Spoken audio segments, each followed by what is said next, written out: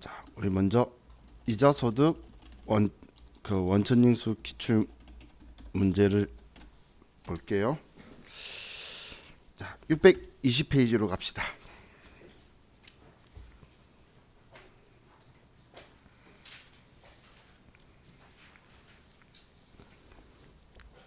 620페이지 회사는 1278.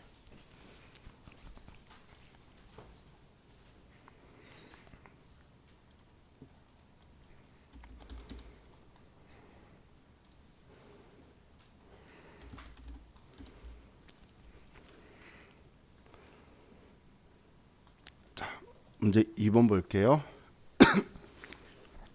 다음 자료 이용하여 기타 소득자 등록 및 이자 배당 소득 자료 입력 메뉴에 관련 자료를 입력하여 원천징수 세액을 계산하시오. 자, 우리 금융소득은 사람 등록하는 걸 기타 소득자 등록에 하는 거였죠.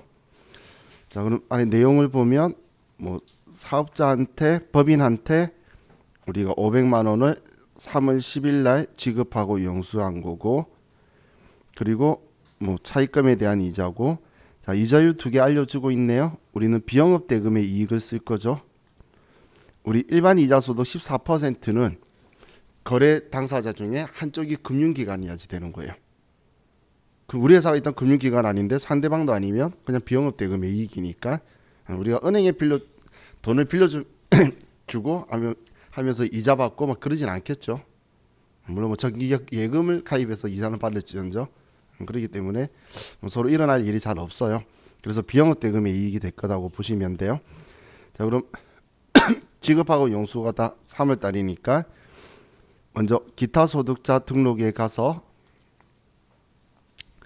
자, 이거 지금 현재 필요 없는 거라 그랬죠. 먼저 코드 번호 2번 주식회사 대한 거주자고, 자, 소득 구분은 비영업 대금의 이익, 내국법인, 소득자 구분은 이번엔 사업자 우리 등록번호죠. 내국인 사업자 등록번호, 실명 2번 법인이고, 법인 사업자 등록번호, 그리고 나머지는 이제 정보가 없네요. 자, 그럼 이제 소득자 등록 끝났으니까 창 닫고 이자 배당 소득 자료 입력에 가서, 자, 지급 3월 10일 날 F2번 눌러서 주식회사 대한, 그리고 지금 다른 정보들은 없죠. 그러면 금액에 가서 500만 원이고 자동으로 25%다. 법인은 뜨죠. 개인이 어제 안 떴었죠. 이렇게 하고 이제 창 닫으면 끝이죠. 자, 시험에서 만약에 원천징수 이행사항 신고서를 작성하라고 하면 그냥 우리 근로소득 때처럼 열기만 하면 돼요. 근데 여러분들이 오해하시면 안 되는 게 아래 글자 보면 얘는 원천징수 영수증이에요. 여러분들 회사 그만두면 근로소득 원천징수 영수증 주죠. 그 영수증이라서 작성하면 그냥 나오는 것들이에요. 우리 방금 3월 달 거 있죠. 그래서 이거는 원천징수 이행사항 신고서가 아니죠. 영수증이에요. 우리 방금 소득세 원천징수 했다라는. 그래서 글자가 비슷해 보이니까 그게 현혹되시면 안 돼요. 자, 다음 703페이지로 갑시다.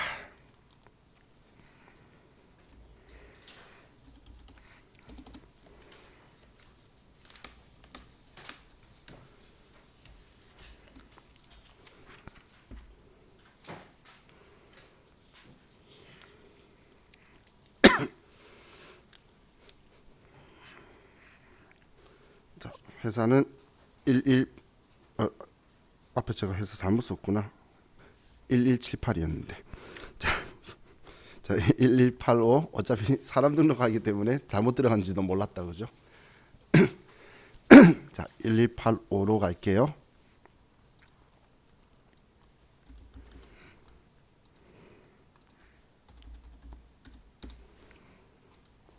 자, 3번 문제.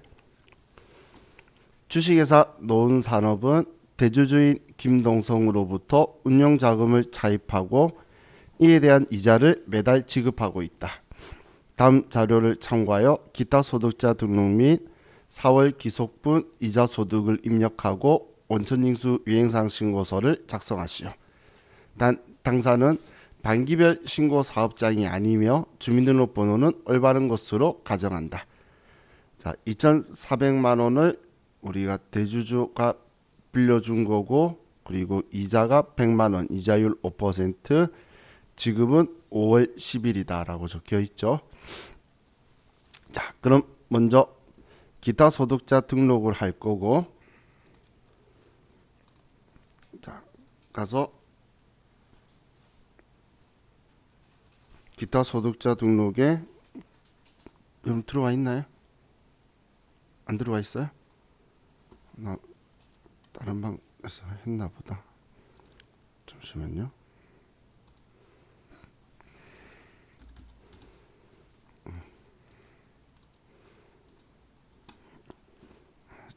주말반의 흔적인가 보구나. 자, 자, 그럼 기타 소득자 등록에서 100번 김동성 거주자고, 소득 구분은 대주주도 금융기관이 아니죠. 근데 이자 주는 거니까 비영업 대금의 이익이고, 내국인이고, 주주 주민등록번호, 소득자 구분은 내국인 주민등록번호.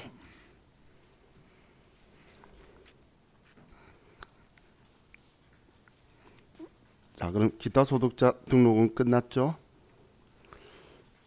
자, 다음 이자 배당 소득 자료 입력에 가서, 자, 지급을 5월 10일 날 했네요. 4월 기속분이었는데, 그럼 F2번 눌러서 김동성, 그럼 입력할 때에 지급은 5월 10일인데 기속이 4월이죠.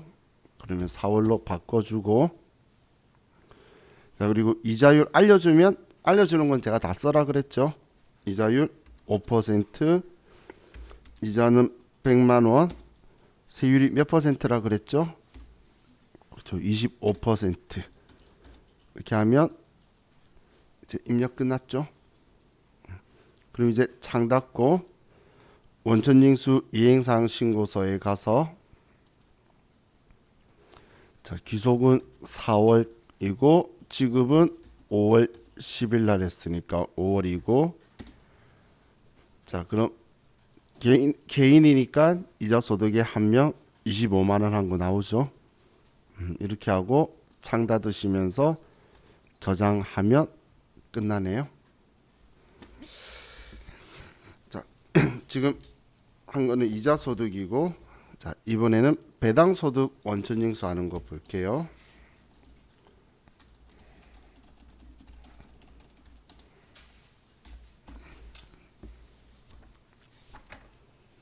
자, 579페이지로 가서,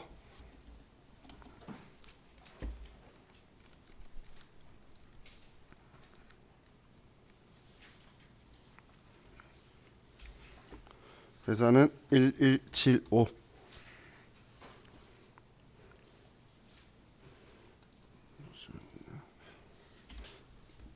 자, 문제 보면, 2020년 귀속 배당 소득에 대한 원천징수 영수증이다. 자, 일단 둘 다 개인이죠. 법인이면 원천징수 하는 거 아니라 그랬었어요. 그럼 지분율이 70% 30%인데, 자, 8기 배당금은 회사 경영 악화로 2020년 11월경에 지급할 예정이다. 배당금을 결의한 이익잉여금 처분 계산서는 다음과 같다. 전산에 입력된 자료는 무시하라 적혀 있죠. 자, 당연히 잉여금 처분 결의일이 귀속월이에요. 수입 시기가 결의일이다. 그런데 이건 언제까지 원천징수 이행사항 신고를 해서 지급해야 되냐면 3개월 이내 해야 돼요. 그런데 지금 11월에 줄 거라고 하죠. 그러면 회사가 먼저 소득세 대납하면서 원천징수 이행사항 신고서를 3개월 뒤에 해야 돼요. 그럼 5월 25일 날 해야 된다는 이야기예요. 그리고 나서 나중에 실제 지급할 때 그거 빼고 주는 거예요. 그러면 되겠죠. 그럼 지금 이 지분율은 지금 원점 징수한 건 다른 거 필요 없고 현금 배당 5천만 원의 지분율만큼 그럼 3,500만 원 그리고 1,500만 원이 되겠죠. 5천만 원의 지분율만큼 이 금액들을 지금 원점 징수하는 거예요. 자, 그럼 먼저 배당 그 소득자들 등록하러 가서 자, 홍길동하고 최갑산 둘 다 들어와 있다. 그죠? 그리고 내국법인 배당 분배금 건설 이자라 적혀 있죠. 이게 배당 받을 때 쓸 소득 구분이에요. 자, 그럼 이제 이자 배당 소득 자료 입력에 가서 자, 지급이 날짜를 5월 25일이라고 쓰는 거예요. 5월 25일. 지금 결일이 2월 25일이기 때문에 5월 25일로 쓰는 거예요. 자, 그리고 이제 F2번 눌러서 홍길동 선택하고 그럼 지급일은 5월 25일인데 귀속은 결일이에요. 2월이 되는 거고 그리고 여기 아래에 금액은 3,500만 원이고 자, 우리 배당의 일반 우리 원천징수 세율이 몇 퍼센트죠? 금융소득들은 일반 소득세율이 그렇죠 14%죠. 그래서 얘는 14%다. 다음 또 아래에 F2번 눌러서 7갑산 이것도 귀속은 2월 금액은 1,500만 원의 14%다. 얘는 3,500 얘는 1,500 이렇게만 써주면 되는 거예요. 문제 포인트는 이 날짜죠. 그죠? 자, 이렇게 하면 자, 이번 문제도 끝나고 자, 다음 653페이지로 가서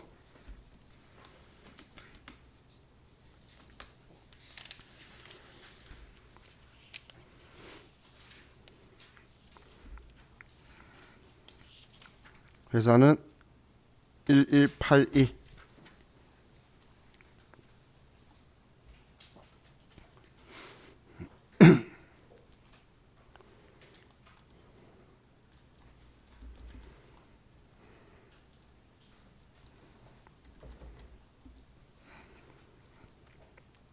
자, 1번 문제 볼게요. 주식회사 백제는 비상장 주식회사로서 소액주주인 거주자 김솔주에게 다음과 같이 배당 소득을 지급하였다. 원천징수 대상 소득자의 기타 소득자 등록하고 이자 배당 소득 자료 입력하여 원천징수 이행사항 신고서를 작성하시오. 자, 먼저 배당 소득 300 줬는데 지급은 3월 30일이고 19년 기속 이익잉여금 처분기한서상 배당금을 지급 결의한 것이다. 주주총회 결의일은 3월 3일이다. 그럼 3월 달이 귀속이죠. 결의. 자, 그리고 주어진 정보로만 등록 및 자료 입력하기로 한다. 원칙인수 세율은 14%다. 앞 문제와 분위기는 좀 확실히 다르죠. 얘는 정보 다 준 느낌이 드네요. 자, 그럼 기타 소득자 등록에 가서 코드번호 100번 상대방 김솔지 주식회사 백제는 우리 회사예요. 자, 소득 구분은 F2번 눌러서 배당이라고 치시면 내국법인 배당 분배금 건설이자 보이죠? 자, 그리고 내국인이고 주민등록번호 소득자 구분 실명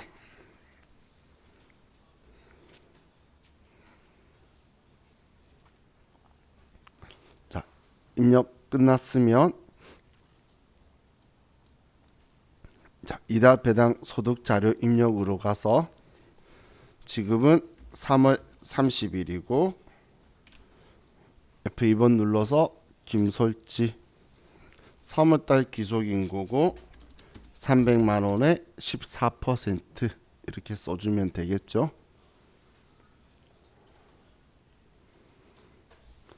자, 이렇게 하면 이번 문제는 끝이 아니네. 원천인수 이행사항 신고서 써라고 했네요. 창 닫고 원천인수 이행사항 신고서에 가서 3월부터 3월.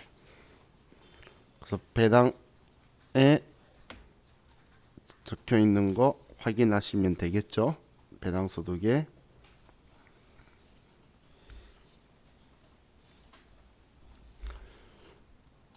자, 다음 이제 마지막 736페이지로 와서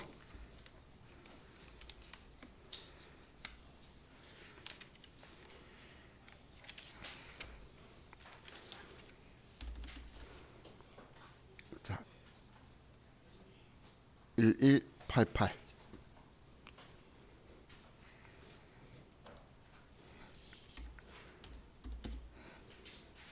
736페이지 1188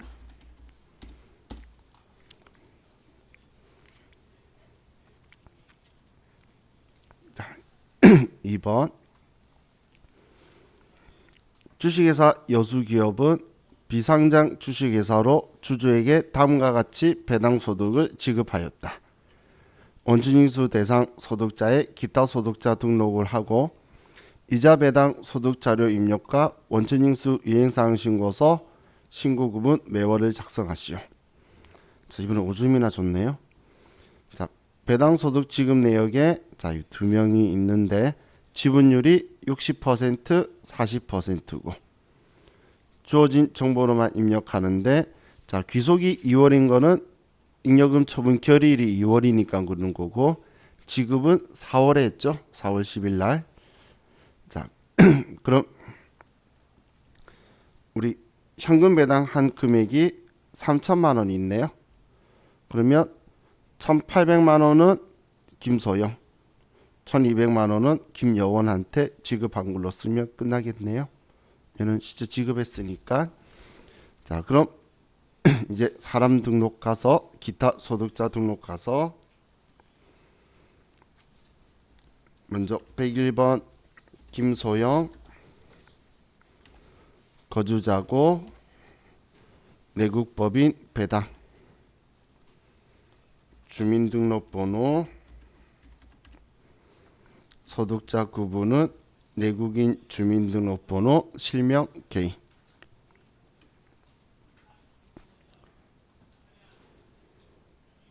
다음 102번 김여원 거주자고 또 똑같이 내국법인 배당의 소득자 구분은 내국인 주민등록번호 실명.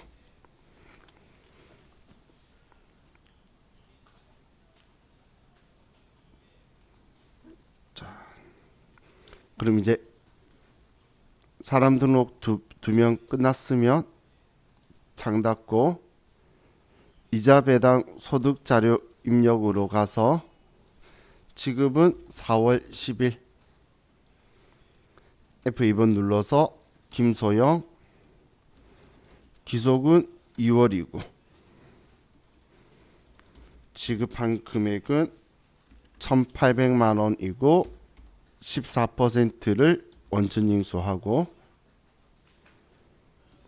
다음 김여원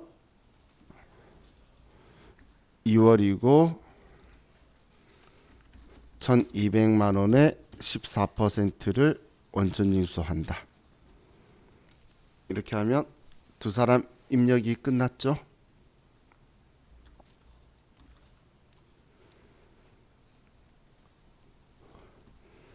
자, 그럼 이제 창 닫고 원천징수 이행사항 신고서에 가서 그럼 귀속은 2월이 되겠죠.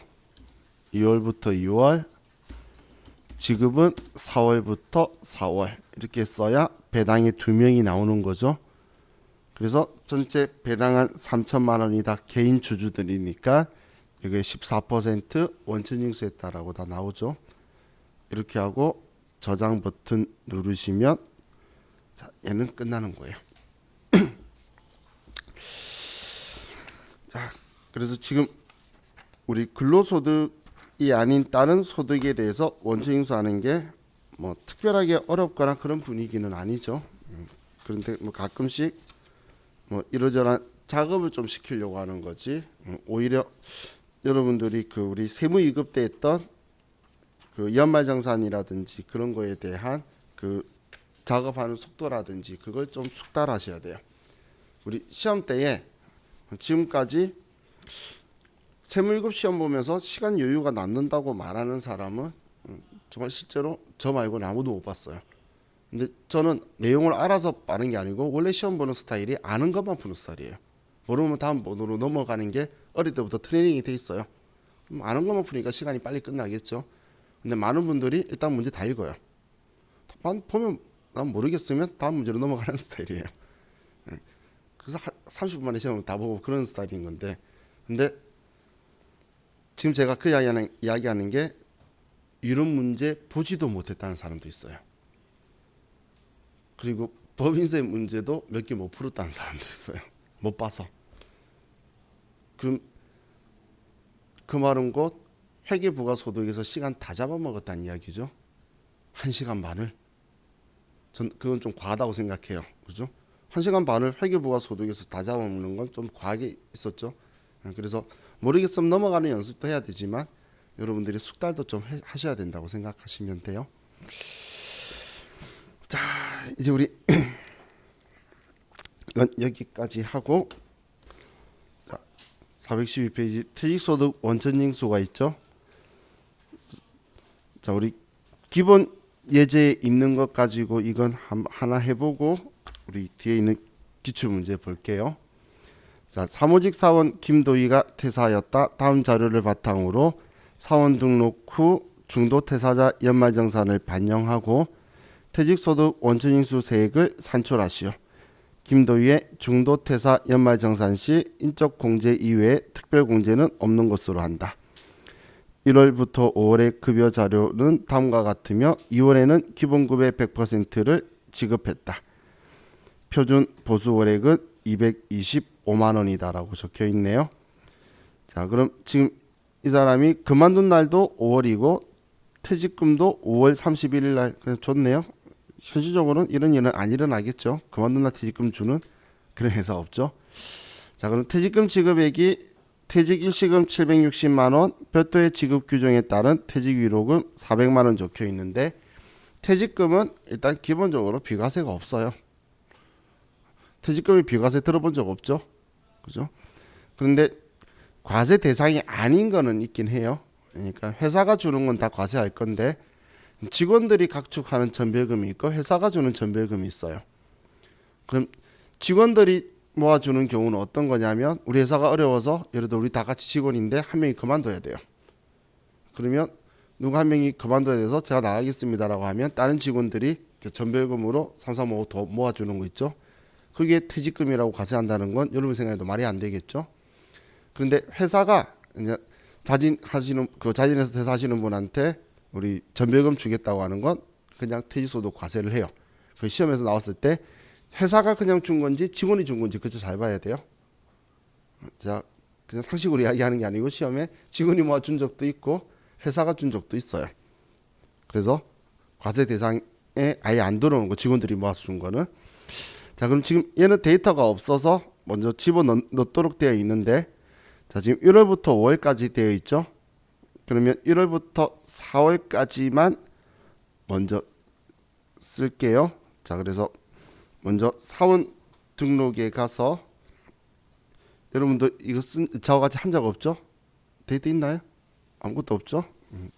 상관없어요. 자, 306번 김도희 주민등록번호 아래 표에 있네요. 750609 2675711 입사는 2017년 10월 1일 날 했고 그 외에 뭐 사무직 직원이니까 특이한 거 없었고, 주소는 유목정길 12-14.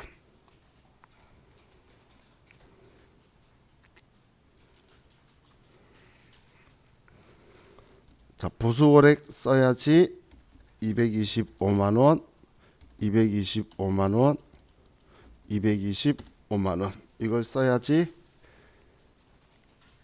우리 이 4대 보험들이 자동으로 산출되어서 나오죠.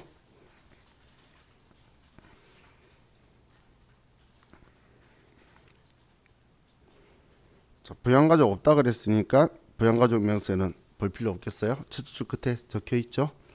자, 그럼 이제 창 닫고 급여 자료 입력에 가서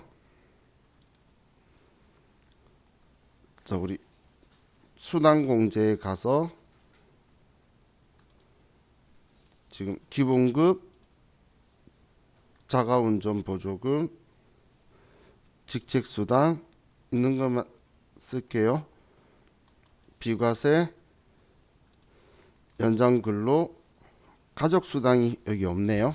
과세 눌러서 가족수당을 쓰고,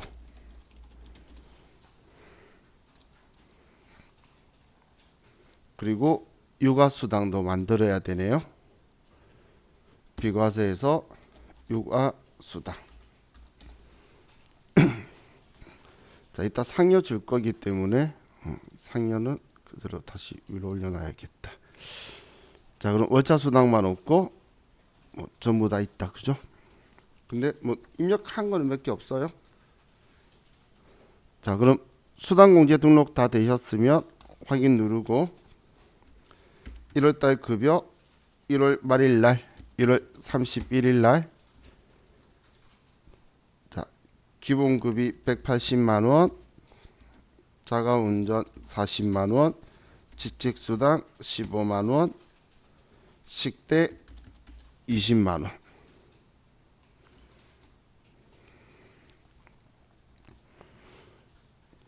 자, 다음 2월 달로 가서 2월 29일 날 그대로 그냥 복사를 하고 상여금이 기본급의 100%라고 했으니까 2월 달에 180만 원 더 써주고, 시험 때는 이렇게 막 안 시키고 들어가 있을 건데 중도태사 정산할 때의 소득세들을 지금 보려고 하는 거예요. 지금 이렇게 원천인수 당하고 있죠. 자, 그럼 2월 달 거 입력이 되었고, 자, 이제 3월 달 걸로 가서 3월 31일 날에도 복사 예라고 하면 똑같이 들어올 건데 상여를 이제 지워주고,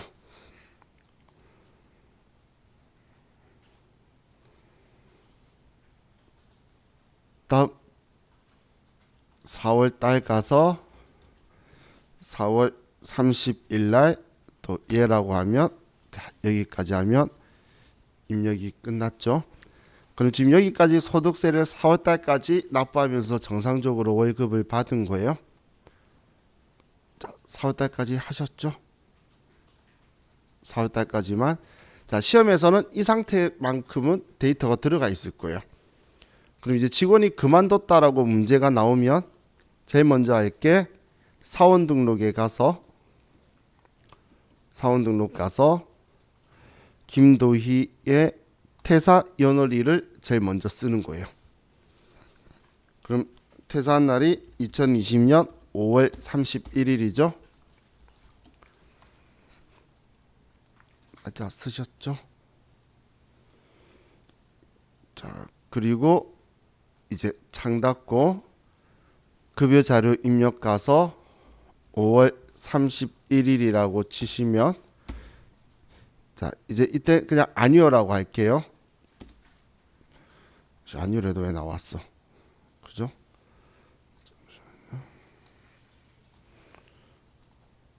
자, 여러분들 저처럼 나왔으면 위에 재계산 버튼 누르세요. 왜냐하면 그만두는 날에는 소득세 원칙인수 안 하고 기존에 냈던 거 정산해야 되는데 아마 복사가 됐으면 여기 나왔을 거예요. 그죠? 그럼 위에 재계산 버튼 눌러서 전체 선택하고 계산 누르시면, 그러면 여기 소득세가 사라졌죠.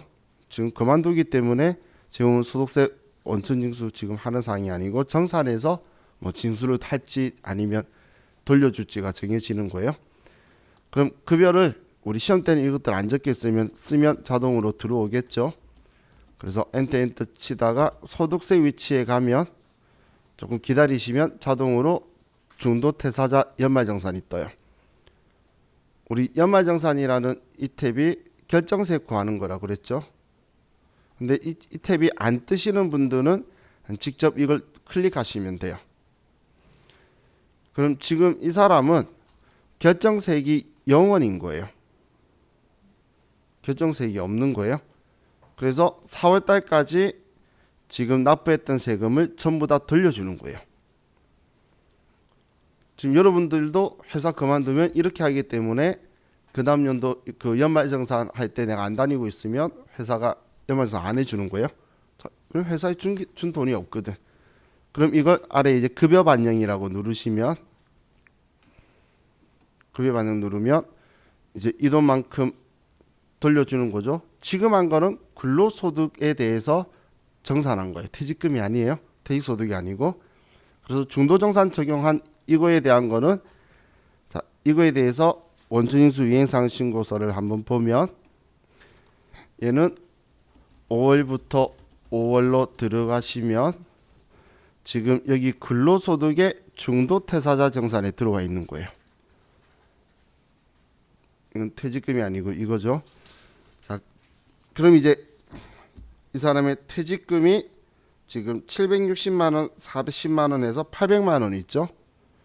자, 이 퇴직금은 자, 얘는 다시 열고 자, 우리 퇴직소득 자료 입력이라고 있죠. 사람은 이미 사원 등록에서 우리가 다 등록하고 썼던 거기 때문에 퇴직소득 자료 입력으로 가서 자, 계산은 지금까지 과거 데이터가 다 있으면 추계까지 계산하는 건데 시험 때는 여기 들어갈 일 없겠죠. 그래서 퇴직소득 자료 입력에 가서 자, 퇴직금 지급을 5월 달에 했고 그리고 1번 근로소득자고 4번에서 F2번 누르고 김도희 그리고 중간정산한 게 아니라 그만둔 거죠. 1번. 자, 그럼 우리는 5월달 마지막 근무한 달이 귀속월이 될 거고 퇴직금을 지금 5월 31일 날 주고 있죠. 그러면 퇴사일이고 퇴직금 지급일도 있대고 시험에선 어떤 퇴직이냐라고 알려주면 퇴직한 사유를 체크를 하시고 그 다음 우리가 쓸 칸이 여기 과세퇴직급여예요. 그럼 여기 과세퇴직급여에 제가 앞에 이야기했던 회사가 지급하는 퇴직금은 과세 대상이라고 일단 생각하고 그냥 보시면 돼요. 그럼 방금 다 합치면 800이었죠? 760하고 40만 원에서 그럼 800만 원이다 이렇게 써주는 거예요. 그럼 만약에 지금 이 김도희 사원이 퇴직연금 상품에 가입된 거에서 RP로 전환시킨다면 그건 퇴직금으로 지금 우리가 원정에서 할 필요가 없겠죠. 그건 연금회사가 있 거잖아요. 그거에 대한 정보가 있으면 이 아래쪽에다 쓰는 거예요. 이 아래쪽에다 쓰면 그 금액 빼고 우리 회사가 지급하는 부분에 대해서만 원정인수하도록 금액이 바뀔 거예요. 자, 지금은 그런 거 없기 때문에 이렇게만 쓰면 끝이에요. 그럼 창 닫고 다시 원천인수 이행사항 신고서를 5월부터 5월까지 해서 자, 화면 아래로 내려보면 퇴직소득에 그 외 해가지고 방금 입력했던 800만 원이 들어와 있죠. 이렇게 들어와 있으면 얘는 끝나는 거예요. 별로 어렵고 그런 건 아니죠. 자, 그럼 우리 기출문제 나오는 것 좀 볼게요.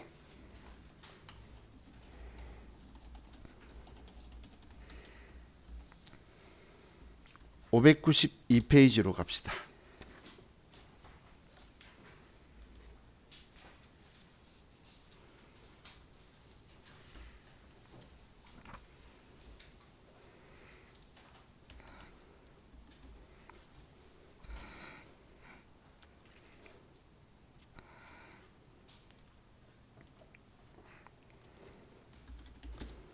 592페이지 1176.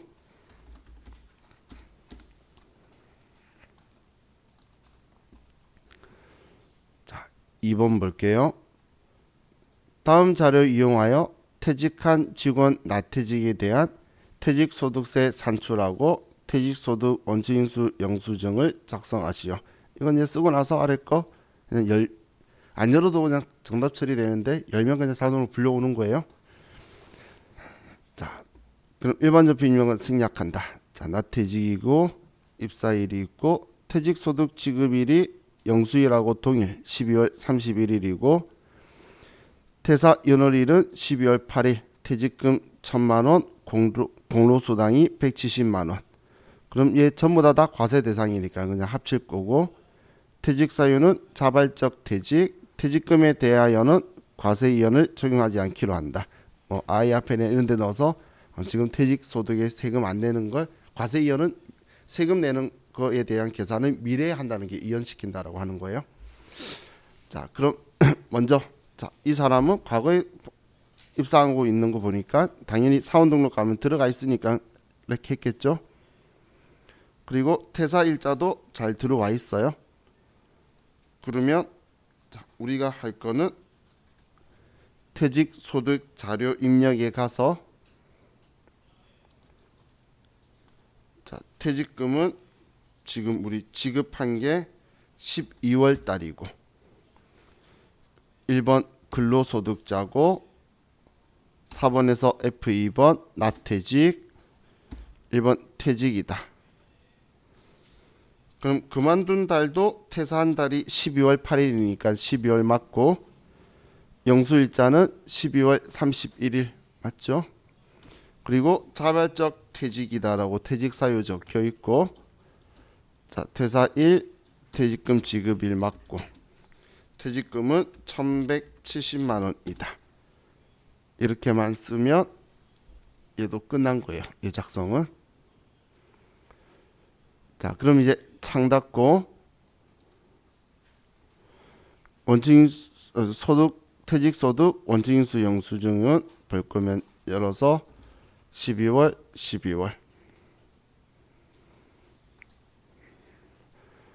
이렇게 하고 그냥 창 닫아도 저장 그런 것도 없는 거예요. 그래서 제가 보러 간다고 표현한 거예요. 자, 또 하나 더 665페이지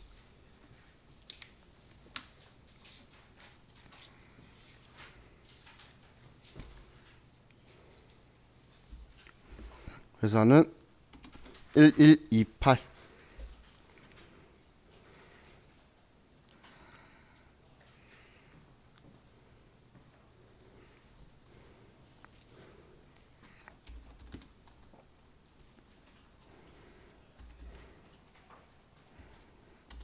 118이네. 1182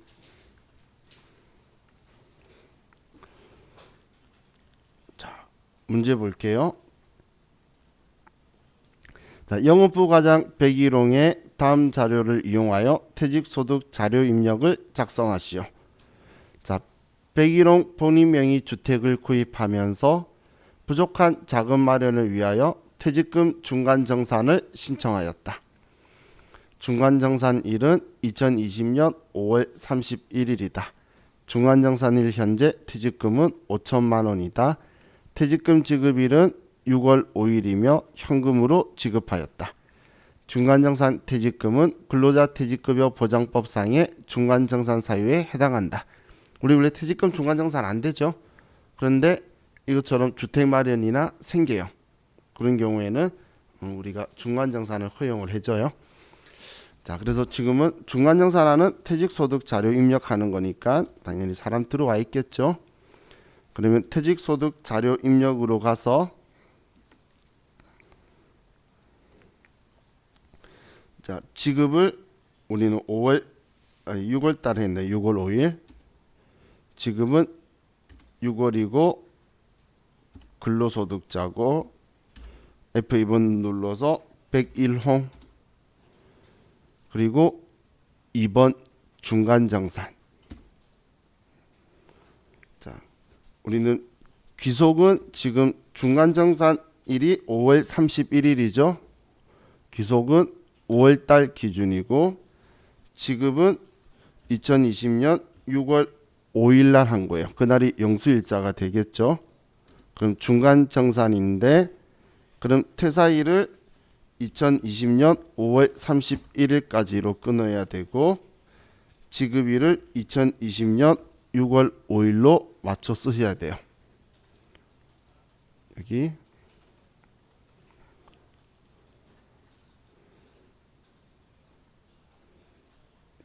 자, 하셨죠? 어떤 날인지 이해가시죠? 문제에 적혀 있는 날이에요. 지금 2번, 4번 보고 계속 쓴 거예요. 문제에. 자, 다음 우리 과세퇴직급여는 5천만 원이다. 이렇게 쓰면 끝인 거예요.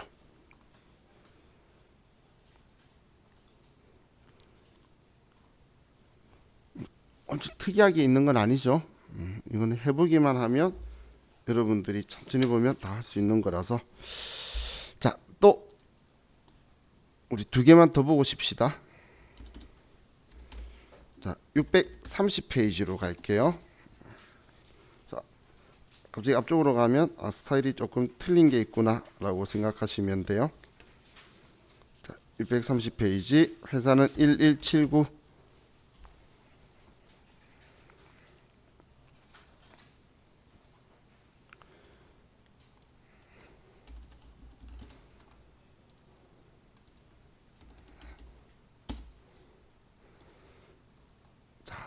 아래에 1번 다음은 관리부 부장으로 근무하다가 2020년 1월 31일 퇴직한 거주자 이동하에 대한 내용이다. 1월분 급여대장에 중도퇴사자의 연말정산 내역을 포함하여 작성하고 퇴직소득 원칙인수 영수증과 1월분 원칙인수 이행사항 신고서를 작성하시오. 단 급여대장 작성 시 사원 등록사항, 수당 및 공제사항을 등록한다. 자, 뭔가를 많이 시켰죠? 자, 부양가족이 있네요. 사원 등록에서 부양가족까지 다 쓰라는 거네요. 전업주부니까 소득 없어서 기본공제 대상 될 거고 급여자료 입력해서 수당 등록하면 식대는 별도 식사 제공 없으니까 비과세. 자, 그리고 본인 차량을 업무에 사용하고 별도 여비를 지급하지 아니하였음. 그러면 얘도 비과세. 자, 다음 오른쪽 위 페이지에 보면 전 임직원 중 명예퇴직 신청자에게 퇴직 위로금을 지급하기로 하고 노사가 합의하였으며 이동화의 퇴직으로 퇴직급여 지급 규정에 의하여 2020년 1월 31일 퇴직급여 6천만 원과 퇴직위로금 4천만 원을 현금 3천만 원과 개인형 퇴직연금 계좌로 7천만 원을 지급하였다. 자, 이게 무슨 말인지 이해가시나요? 그렇죠. 총 퇴직금이 그럼 지급하는 게 1억을 주는 거예요. 위로금까지 해서 1억을 주는데 우리가 이 상대방에게 지금 지급해 주는 건 3천만 원이고 7천만 원은 개인형 퇴직연금 우리 IRP 같은 곳으로 7천만 원 보냈다는 이야기예요. 그리고 그 정보가 여기 아래에 적혀 있는 거예요. 이제 이해가시죠? 그럼 1월달 거 급여 입력하고 일단 원정인수한 거 올해는 없겠죠? 그래서 작성만 잡는 거예요. 그럼 먼저 사원 등록으로 가서 이동하고 본인에 대해서 이제 그만뒀으니까 퇴사 연월 2020년 1월 31일 그리고 부양가족에서는 배우자 문지에 한 명만 있댔는데 들어와 있다. 그죠?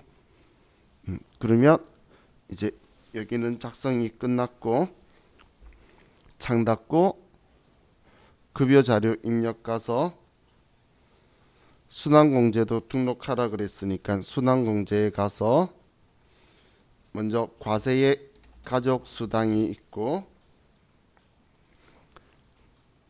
야간 근로수당은 우리 그냥 비과세 쓰고 비과세 적용하고 싶으면 사원동료에서 컨트롤하는 거죠. 그래서 비과세 그냥 그대로 쓰면 되고 월차 수당 그리고 식대 비과세고 그리고 자가운전 보조금 비과세고 나머지는 없으니까 자, 저는 부라고 할게요. 자, 시험 문제에서는 그렇게 하라는 말 없기 때문에 뭐 안 하셔도 별 문제 될 건 없어요. 사용 안 하는 거 부라 하라 이런 말 없죠. 자, 그럼 이제 다 하셨으면 확인 누르고 자, 1월달 급여고 1월 31일 날 기본급 가족수당 야간 근로수당 월차수당 식대 자가운전 보조금 국민연금 건강보험 장기요양보험 고용보험 기다리면 자동으로 뜰 거예요. 근데 지금 아래에 아무 글자가 안 나온 이유는 올해는 소득세 지금 1월 달이라서 원징수 당한 게 없잖아. 정리할 거 없이 그냥 급여 반영. 그러면 깜빡하고 없는 게 없다는 이야기죠. 그래서 중도정산 적용이 되었죠. 자, 다음 이제 창 닫고 퇴직소득 자료 입력에 가서 자, 1월달 근로소득자고 이동화 1번 퇴직 그럼 우리는 그만둔 날도 1월달이고 퇴직금도 1월 30일 날 줬으니까 전부 다 일치하죠. 그죠? 그리고 우리 여기에서는 뭐 정리되고 정년퇴직 신청자한테 한 거기 때문에 자기가 그냥 그만둔 거죠. 그죠? 얘는 크게 신경 안 쓰셔도 돼요. 그럼 과세퇴직급여가 총 얼마였죠? 1억. 근데 이 1억 중에서 자, 우리는 삼성생명에다가 우리 연금 상품 개인연금 상품 넣었어요. 그러면 삼성생명 사업자 등록번호 계좌번호 그리고 퇴직한 날 바로 2020년 1월 31일 날 자, 7천만 원이다라고 쓰면 나머지 3천만 원에 대한 세금으로 얘가 줄어들었죠. 그죠?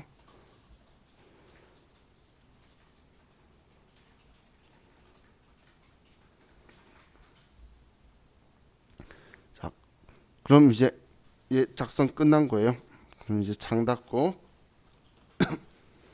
원천징수 이행사항 신고서에 가서 1월 기소 1월 지급으로 하면 근로소득 원천징수한 거 세금 없었었죠. 그리고 퇴직소득에 3천만 원에 대해서만 원천징수한 거 이렇게 들어와 있으면 예, 작성 끝난 거예요.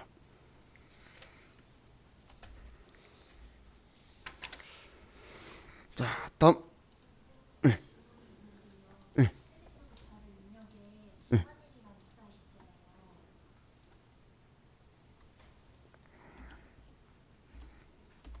어디?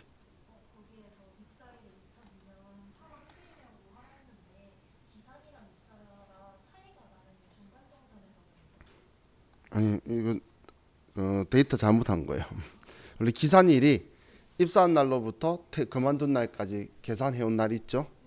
그걸 이제 기산일이라고 해서 이 근속 월수하고 계산해 오는 건데 데이터 그 뭐래 연도갈이라는 표현이 뭔지 모르죠. 책 쓸 때 보면 연도만 올리고 내리고 하는데 데이터도 연도갈이를 한 거예요. 이제 1년씩 업그레이드해서 올라갔는데 얘도 같이 이제 옛날에 19년 걸 20년 올리면서 2003년으로 올라온 건데 책에서는 그걸 손 안 대가지고 그렇게 되어 있는 거니까 그거는 신경 쓰지 마세요.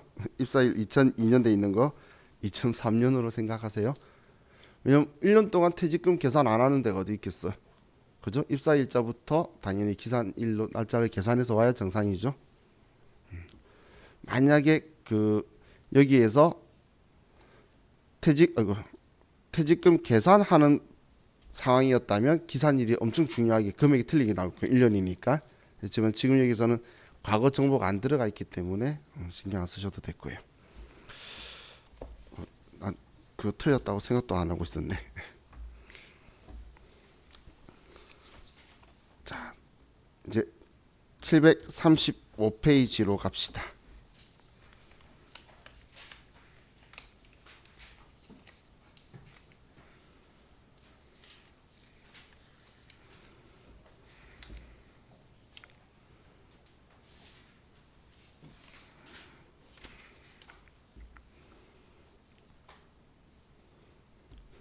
이번에는 그냥 중도 퇴사자 정산하는 문제예요. 회사 1188.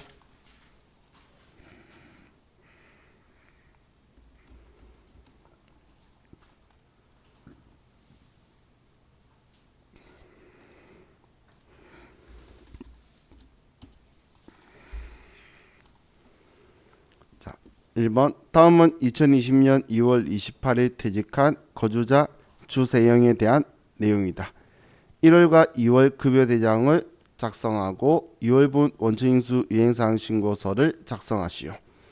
단 2월 급여 대장은 중도 퇴사자의 연말정산 내역을 포함하여 작성하고 필요한 공제 항목은 등록한다. 부양가족은 없고 급여 지급일은 매월 말일이다. 또 급여 내역은 깔끔하네요. 식대가 별도 식사 제공 없음이니까 비과세가 되겠네요. 자, 그럼 먼저 이 사람이 그만둔 날은 2월 28일이죠. 저는 이거부터 적어둘게요. 주세영의 2020년 2월 28일. 자, 다음 급여 자료 입력 가서 수당 공제에 상여하고 식대 있으니까 뭐 나머지는 그냥 쭉 하면 얘만 보이겠네. 자, 그리고 1월달 급여 1월 말이 31일 날 먼저 1월달 급여부터 쓰고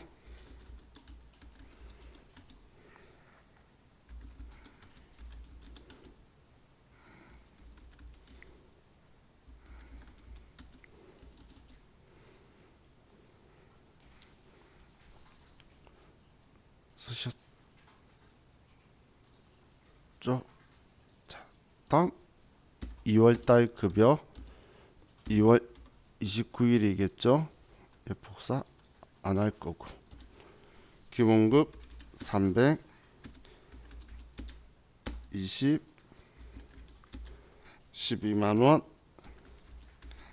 10만원 8,510원. 지금 우리 이 책에 있는 건 얘네들이 계속 수정하고 있는 이유가 지금 컴퓨터는 지금 현재 요율로 얘를 적어준 거고 지금 현재 요율이 올라서 그런 거예요. 우리 책은 문제 낼 때 금액이 들어있겠죠. 자, 그리고 저번 달에 냈던 거 전부 다 환급 받도록 됐네요. 그래서 급여 반영 누르면 중도정산 적용이 끝났죠. 자, 그럼 이제 끝났으니까 2월분 원천징수 이행사항 신고서에 가서